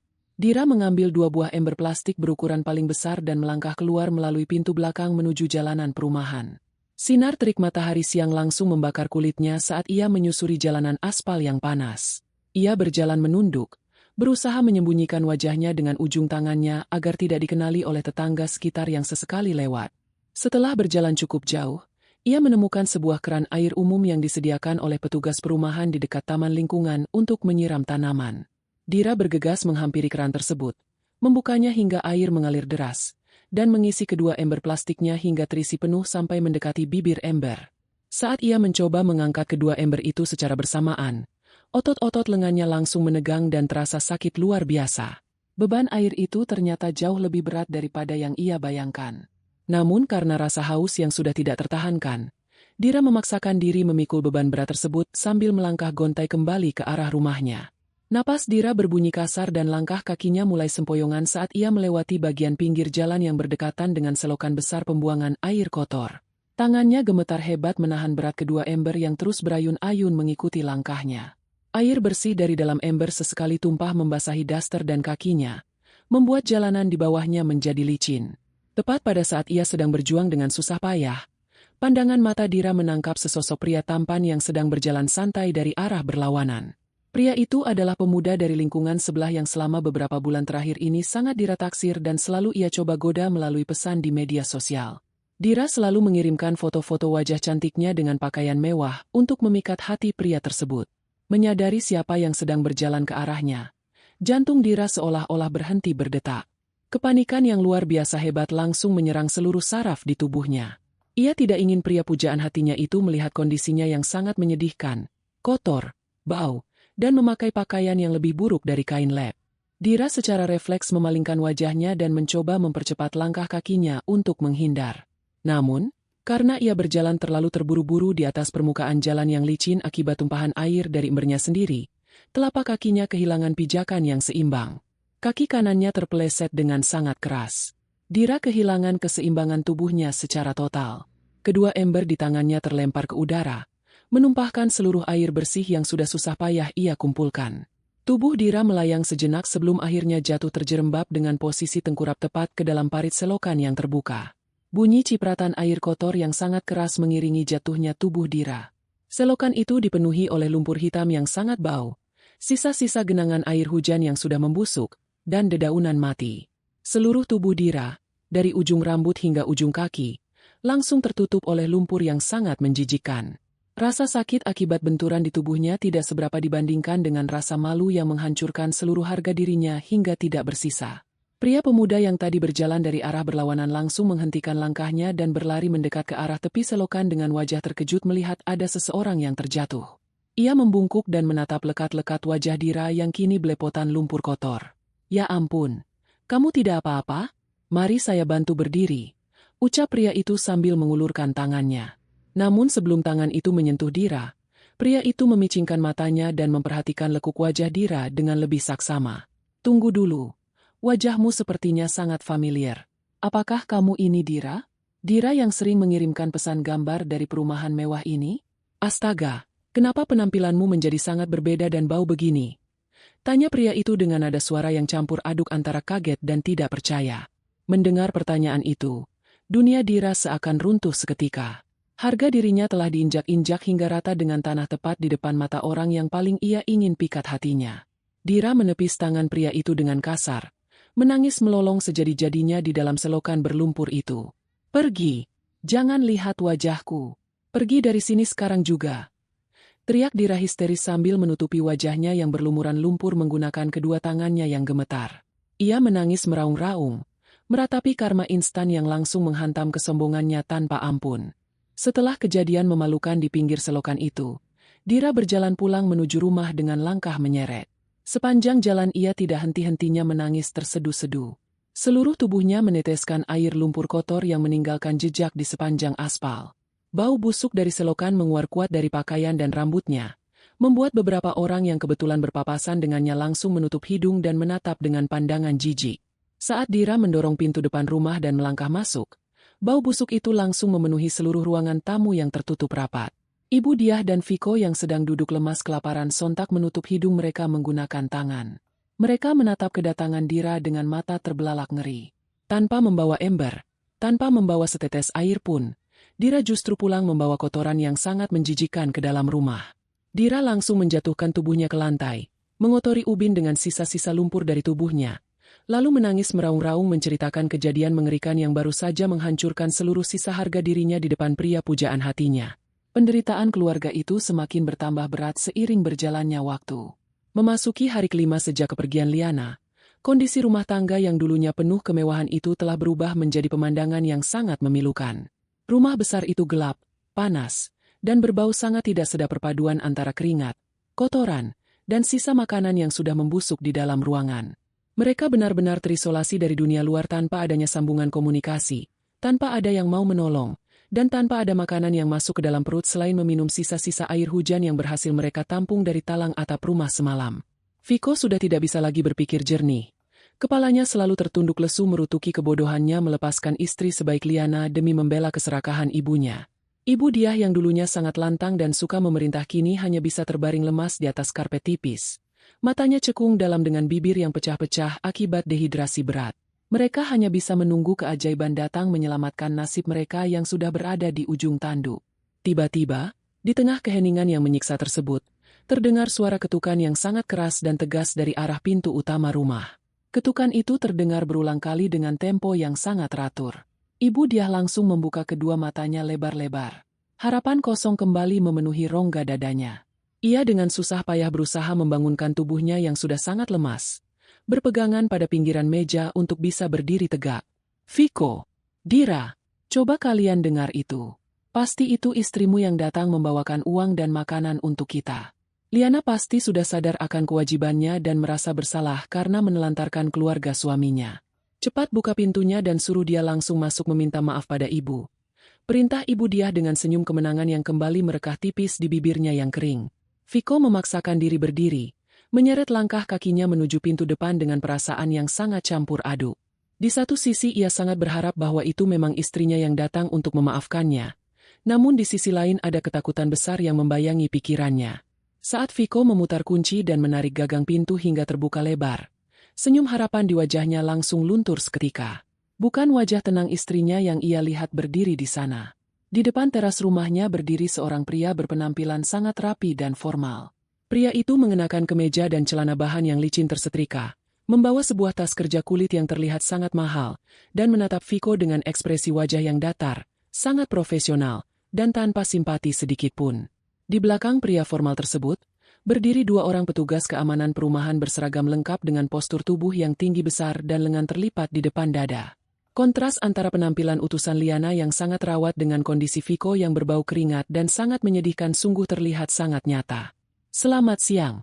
Apakah benar ini kediaman Bapak Viko dan Ibu Diah?" Sapa pria berpenampilan rapi itu dengan suara bariton yang sangat jelas dan tegas. Viko hanya bisa menganggukkan kepalanya dengan kaku. Ibu Diah yang penasaran segera berjalan terhuyung-huyung mendekati pintu, diikuti oleh Dira yang menutupi tubuh kotornya di balik pintu. Pria itu membuka tas kerja kulitnya, mengeluarkan sebuah map dokumen yang sangat tebal, dan mengangkatnya sejajar dengan dada Viko. "Perkenalkan, nama saya adalah wakil hukum resmi yang ditunjuk secara langsung oleh klien saya, Ibu Liana. Kedatangan saya kemari pada hari ini adalah untuk menyampaikan dua buah dokumen hukum yang sangat penting dan mengikat secara sah." Pria itu menarik napas sejenak, memastikan setiap kata yang keluar dari mulutnya terdengar jelas oleh ketiga orang di hadapannya. Dokumen yang pertama ini adalah surat pengajuan gugatan perpisahan perkawinan yang telah didaftarkan secara resmi ke pengadilan oleh klien saya terhadap Bapak Viko. Segala urusan persidangan akan segera dijadwalkan dan surat panggilannya akan menyusul kemudian. Viko merasa seolah-olah ada petir besar yang menyambar tepat di atas kepalanya di siang bolong. Lututnya seketika bergetar hebat. Gugatan perpisahan? Tidak mungkin. Liana tidak mungkin melakukan ini kepadaku. Aku tidak mau berpisah. Tolong beritahu Liana aku minta maaf dan aku mohon berikan aku satu kesempatan lagi. Ratap Viko sambil berusaha meraih map tersebut. Namun pria itu dengan cepat menarik tangannya mundur menjauh. "Dokumen ini bersifat mutlak dan tidak bisa dinegosiasikan lagi dengan saya. Tugas saya hanya menyampaikannya. Dan untuk dokumen yang kedua," lanjut pria itu sambil mengeluarkan selembar surat dengan stempel resmi di bagian bawahnya. "Ini adalah surat perintah penertiban bangunan. Mengingat secara hukum bangunan rumah beserta seluruh tanah dan isinya ini adalah hak milik penuh dari klien saya, Ibu Liana, maka kehadiran kalian bertiga di dalam rumah ini sudah tidak memiliki dasar hak lagi. Klien saya meminta agar rumah ini segera dibersihkan dari segala penghuni yang tidak berkepentingan hari ini juga." Mata Ibu Diah membelalak lebar mendengar kata-kata utusan tersebut. Kesombongannya kembali tersulut meskipun tubuhnya sudah sangat lemah. "Penertiban bangunan bagaimana maksudmu, Hah? Ini rumah anakku. Ini rumah menantuku. Berani-beraninya kamu mengusir kami dari rumah keluarga kami sendiri. Aku ini orang tua yang harus dihormati. Cepat panggil Liana ke sini menghadapku sekarang juga." Bentak Ibu Diah histeris. Air ludahnya muncrat saat ia berteriak. Wakil hukum itu sama sekali tidak bergeming melihat kemarahan wanita paruh baya di hadapannya. Ekspresinya tetap dingin dan sangat profesional. "Saya sangat menyarankan agar ibu tidak perlu membuat keributan yang tidak berguna di tempat ini. Hukum tidak peduli dengan siapa yang merasa dihormati. Hukum hanya melihat siapa pemegang bukti kepemilikan yang sah. Dokumen ini sangat kuat. Kalian diberikan batas waktu tepat 60 menit dari sekarang untuk mengemasi seluruh barang pribadi kalian dan segera angkat kaki meninggalkan area tanah ini. Jika dalam waktu 60 menit kalian belum juga pergi, maka kedua petugas keamanan di belakang saya ini memiliki wewenang penuh untuk mengeluarkan kalian dan barang-barang kalian secara paksa ke jalan raya." Tegas pria itu sambil melihat ke arah jam tangan mewahnya. Waktu hitung mundur penderitaan mereka telah resmi dimulai tanpa ada ampunan sedikitpun. Waktu 60 menit yang diberikan oleh utusan hukum Liana terasa berdetak jauh lebih cepat dari biasanya. Bagaikan sebuah bom waktu yang siap meledakkan sisa-sisa kewarasan penghuni rumah tersebut. Kepanikan luar biasa seketika melanda Ibu Diah, Viko, dan Dira. Dengan tubuh yang masih sangat lemas akibat kelaparan dan dehidrasi berat, mereka terpaksa berlarian ke sana kemari di dalam rumah yang gelap gulita itu untuk mengemasi barang-barang milik mereka. Tidak ada lagi sisa kesombongan yang bisa mereka pertahankan saat ini.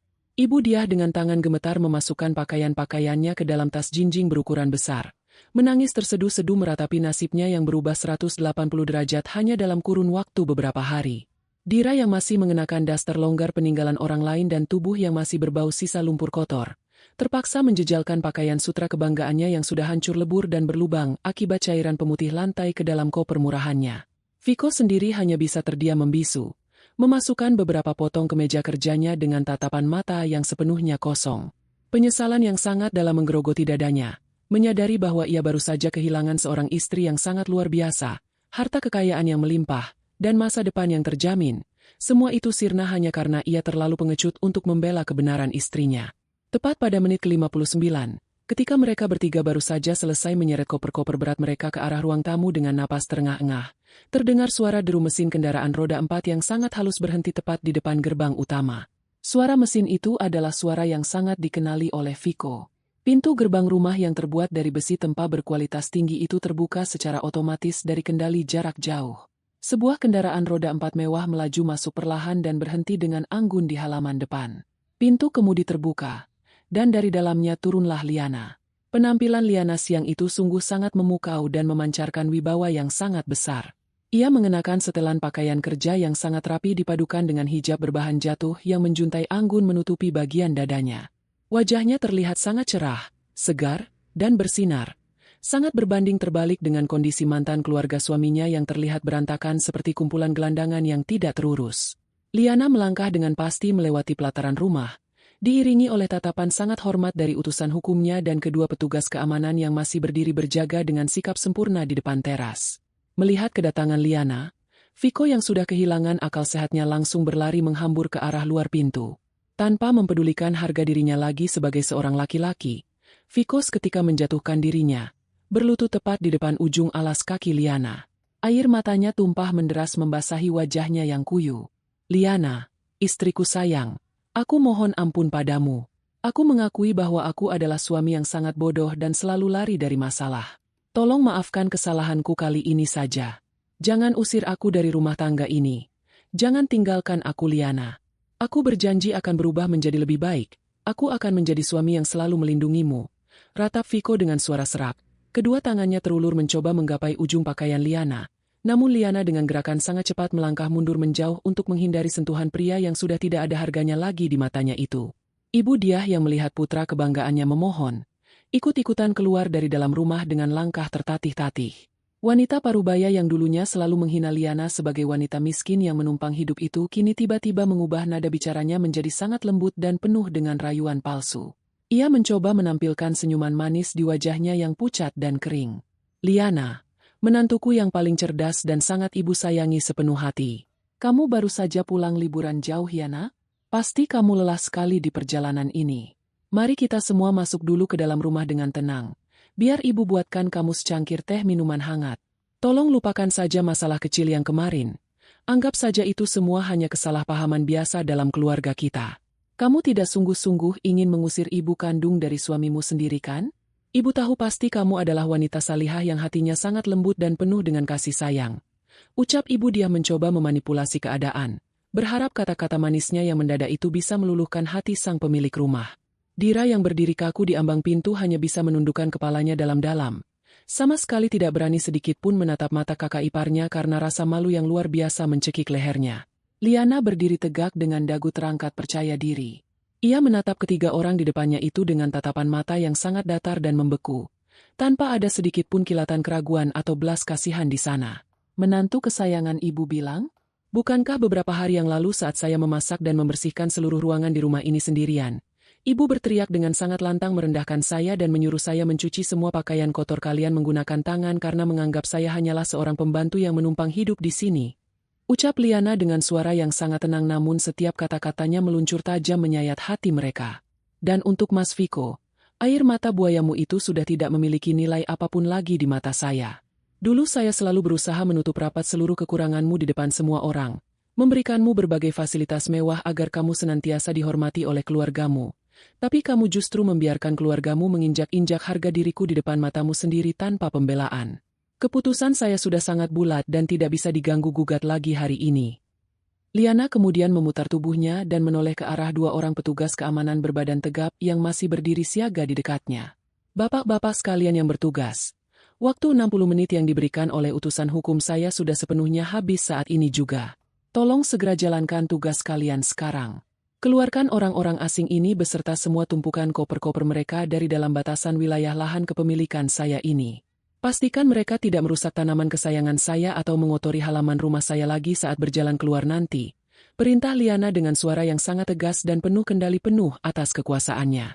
Mendengar perintah yang diucapkan langsung oleh sang pemilik sah, kedua petugas keamanan itu langsung bergerak dengan sangat cepat dan terukur. Mereka melangkah maju secara bersamaan dan meraih lengan bagian atas Viko yang masih menangis berlutut, menarik badan pria lemah itu agar segera berdiri tegak secara paksa. Petugas keamanan yang lainnya langsung berjalan masuk ke arah teras untuk mengambil koper-koper bawaan mereka yang terlihat sangat murah dan melemparkannya begitu saja meluncur keluar batas pagar rumah. Ibu Diah berteriak dengan sangat histeris menolak disentuh. Ia meronta-ronta kuat dan mencoba memukul-mukul lengan kekar petugas keamanan tersebut. Namun sisa tenaganya yang sudah sangat menipis itu tidak memberikan pengaruh atau hambatan apapun. Dira menangis keras memeluk tasnya sambil menyeret langkah kakinya keluar pagar. Ia benar-benar tidak sanggup menerima kenyataan pahit bahwa ia harus diusir bagai sampah dari bangunan rumah mewah yang selama ini selalu ia pamerkan kepada teman-temannya di dunia maya. Mereka bertiga didorong secara perlahan namun sangat pasti hingga langkah mereka akhirnya keluar melewati batas gerbang utama besi. Saat mereka semua sudah sepenuhnya berada di jalanan aspal perumahan, petugas keamanan tersebut segera menutup daun pintu gerbang besi itu dengan bantingan yang sangat keras menyakitkan telinga dan memutar anak kuncinya rapat-rapat. Liana menatap kepergian rombongan benalu itu dari balik celah pagar untuk terakhir kalinya dalam hidupnya, lalu memutar arah tubuhnya dan melangkah masuk menuju ke dalam istana miliknya sendiri dengan perasaan kemenangan batin yang luar biasa melegakan seluruh aliran darahnya. Roda kehidupan terus berputar dengan sangat adil tanpa pernah berhenti sedetik pun, membawa serta balasan atas setiap perbuatan yang pernah dilakukan oleh umat manusia di masa lalu. Kehidupan Liana setelah peristiwa hari itu berubah menjadi jauh lebih damai, sangat tenang, dan dipenuhi oleh kebahagiaan hati yang sangat sejati. Ia berhasil mengurus kelancaran proses perpisahan perkawinannya dengan sangat cepat karena Viko sama sekali tidak memiliki posisi tawar-menawar, kuasa hukum, atau harta apapun untuk menuntut pembagian kekayaan. Perusahaan perdagangan milik Liana berkembang semakin pesat tak terkendali. Keuntungan besar yang ia dapatkan berlipat ganda karena seluruh perhatian dan pikirannya kini bisa fokus sepenuhnya pada perluasan pekerjaan tanpa harus memikirkan beban tanggungan atau tekanan mental dari keluarga suaminya. Liana kemudian menata ulang seluruh penempatan perabotan di dalam rumahnya, mengganti semua barang-barang yang pernah dipakai oleh mertuanya dengan barang baru, dan menciptakan suasana tempat tinggal yang benar-benar mencerminkan kedamaian di dalam hatinya. Ia tidak perlu lagi berpura-pura menjadi bawahan penurut di rumahnya sendiri. Ia kini adalah penguasa tunggal yang berhak menikmati setiap tetes keringat pencapaian hasil kerja kerasnya. Keadaan ini sangat berbanding terbalik dengan kerasnya kehidupan Viko yang kini semakin terperosok ke dalam jurang kemiskinan yang sangat dalam dan suram. Tanpa adanya sosok Liana yang selalu ikhlas membiayai segala kebutuhan hidup mewahnya selama ini, Viko terpaksa harus berhadapan secara langsung dengan ganasnya dunia nyata. Gajinya sebagai seorang pekerja biasa yang sangat kecil itu ternyata sama sekali tidak akan pernah cukup untuk memenuhi standar gaya hidup tinggi yang selama ini selalu ia nikmati secara gratis. Viko saat ini harus menyewa sebuah kamar penginapan seadanya yang berukuran sangat sempit, berdinding lembab berjamur, dan memiliki sirkulasi udara yang pengap di sebuah daerah pinggiran kota yang sangat padat. Ia tidur meringkuk beralaskan sebuah kasur busa yang sangat tipis dan pada setiap harinya ia hanya mampu membeli makanan instan termurah sekadar untuk mengganjal perutnya yang sering berbunyi. Untuk bisa bertahan hidup hari demi hari dan membayar biaya sewa kamarnya pada setiap akhir bulan, Viko terpaksa harus membuang rasa malasnya dan mengambil berbagai macam pekerjaan tambahan yang sangat menguras tenaga otot kasarnya. Ia seringkali baru bisa merebahkan tubuhnya larut malam dengan tulang yang terasa hancur akibat kelelahan fisik, menyesali dengan sangat dalam atas segala kebodohannya di masa lalu yang telah membuang sosok permata paling berharga di dunia, hanya demi membela keserakahan keluarganya. Air mata penyesalan yang terlambat selalu setia menemani tidur malamnya di kamar penginapan yang sangat sunyi dan dingin itu. Nasib yang tidak kalah memprihatinkan juga akhirnya menimpa kehidupan harian Ibu Diah dan anak perempuannya, Dira. Karena Viko sudah angkat tangan dan tidak mampu lagi mengirimkan biaya hidup untuk keseharian mereka berdua, kedua wanita yang pada masa lalunya selalu bersikap sangat angkuh dan hobi merendahkan kemampuan orang lain itu terpaksa harus pulang kembali ke daerah asal mereka dengan membawa tangan kosong serta menanggung beban rasa malu yang tidak terkira besarnya. Kesombongan harta kekayaan palsu yang dulu sering Ibu Diah ceritakan dengan bangga kepada kelompok ibu-ibu tetangganya kini berbalik tajam menjadi cemoohan, bisik-bisik tajam, dan hinaan yang pedas setiap kali ia melangkah keluar dari pintunya. Untuk bisa menyambung nyawa dan sekadar membeli sesuap nasi beserta lauk pauk pada setiap harinya, Ibu Diah dan Dira terpaksa harus mengubur jauh-jauh seluruh rasa gengsi dan kesombongan mereka ke dalam tanah. Mereka pada akhirnya dengan sangat terpaksa memohon agar diterima bekerja sebagai tenaga kasar pembersih meja dan pencuci piring kotor di sebuah warung makan tenda pinggir jalan yang selalu ramai dikunjungi oleh pembeli dari pagi hingga tengah malam. Hukuman kehidupan benar-benar menimpa Dira secara langsung dengan sangat telak dan tepat pada sasaran terlemahnya. Gadis muda yang dulunya selalu menghabiskan waktu bermalas-malasan di atas kasur empuk, gila akan pujian maya, dan sama sekali tidak pernah mau menyentuh peralatan dapur yang kotor itu, kini harus menanggung nasib duduk berjongkok berjam-jam pada setiap hari di bagian paling belakang warung makan tenda yang sangat kotor dan dikelilingi lalat. Tangannya yang dulu selalu ia pijat dan olesi dengan menggunakan krim perawatan kulit eksklusif milik kakak iparnya, kini harus terus-menerus terendam lama di dalam genangan air sabun pembersih yang bersuhu sangat panas dan bercampur dengan sisa lemak hewan peliharaan. Kulit kedua belah tangannya seketika berubah bentuk menjadi sangat kasar berkerut, pecah-pecah dalam, dan memerah perih akibat reaksi iritasi dari bahan kimia pembersih yang memiliki kualitas paling murah. Ia sudah tidak bisa lagi memegang telepon genggamnya atau memamerkan aktivitas kesehariannya, karena ia memang sudah tidak memiliki uang sepeser pun untuk membeli paket kuota internet nirkabel. Seringkali air mata Dira menetes membasahi pipinya yang kusam di sela-sela kesibukan pekerjaannya, terutama saat ia tidak sengaja melihat sekelompok anak muda seusianya datang menyantap makanan ke warung tenda tersebut mengenakan pakaian yang sangat bagus. Sementara dirinya sendiri justru harus terus menundukkan punggungnya membersihkan sisa-sisa tulang dari piring mereka dengan keadaan tubuh yang berbau campuran keringat dan amis ikan. Pada satu kesempatan malam akhir pekan yang udaranya terasa sangat cerah, suasana di kediaman mewah milik Liana dipenuhi oleh berbagai macam suara tawar yang kebahagiaan dan iringan lantunan musik bertempo lambat yang sangat menenangkan jiwa siapapun yang mendengarnya. Liana pada malam itu sengaja mengadakan sebuah acara pesta syukuran makan malam di area taman luas bagian belakang rumahnya. Ia mengundang seluruh rekan sahabat terdekatnya dan para karyawan kepercayaannya dari lingkungan kantor. Aroma gurih dari irisan daging panggang berkualitas tinggi yang sedang dimasak perlahan di atas tungku pembakaran batubara menyebar luas memenuhi seluruh udara taman yang telah dihiasi oleh rentetan lampu-lampu kecil yang menyala indah. Sebuah meja panjang tertata dengan sangat rapi dan elegan, dipenuhi oleh deretan hidangan penutup yang sangat menggugah selera dan mangkuk besar berisi minuman campuran sari buah apel segar yang dingin. Para tamu undangan Liana saling berbincang-bincang bertukar pendapat dengan riang gembira, saling mendoakan pencapaian usaha masing-masing, dan menyantap makanan yang disediakan dengan penuh rasa nikmat. Rumah itu telah terbebas dari jeratan aura negatif. Liana berdiri dengan sangat anggun di salah satu sudut taman yang paling tenang. Ia mengenakan sebuah gaun panjang berbahan jatuh yang dijahit dengan sangat teliti dan dipadukan serasi dengan hijab yang membingkai wajah cantiknya dengan sangat sempurna. Ia memegang ujung sebuah gelas kaca berisi minuman sari buah apel segar dengan menggunakan jemari tangannya yang terlihat sangat bersih dan terawat dengan baik. Ia menatap perlahan ke sekeliling halaman rumahnya, melihat tawa lepas teman-temannya, dan merasakan ada aliran kehangatan rasa syukur yang perlahan menyebar luas di dalam rongga dadanya. Liana kemudian mengangkat gelas minumannya itu perlahan tinggi ke arah udara. Bibirnya mengembang membentuk sebuah senyuman kelegaan yang sangat lebar merayakan kemerdekaan total jiwanya atas belenggu masa lalunya. Ia membalikan posisi berdirinya menatap lurus ke arah taburan bintang-bintang terang di langit malam yang bersih, menghirup udara kebebasan dalam-dalam memanjakan paru-parunya, dan berbisik pelan pada dirinya sendiri sebagai kalimat penutup atas kisah panjang perjalanan hidupnya yang berakhir dengan sangat manis hari ini. Jangan pernah berani merendahkan apalagi menyakiti orang yang secara diam-diam selalu menopang sandaran hidupmu selama ini, karena saat satu-satunya tumpuan utama itu akhirnya ditarik pergi untuk selamanya. Kamu hanya akan terjatuh membentur tanah dan hancur berkeping-keping menjadi debu tanpa ada yang peduli.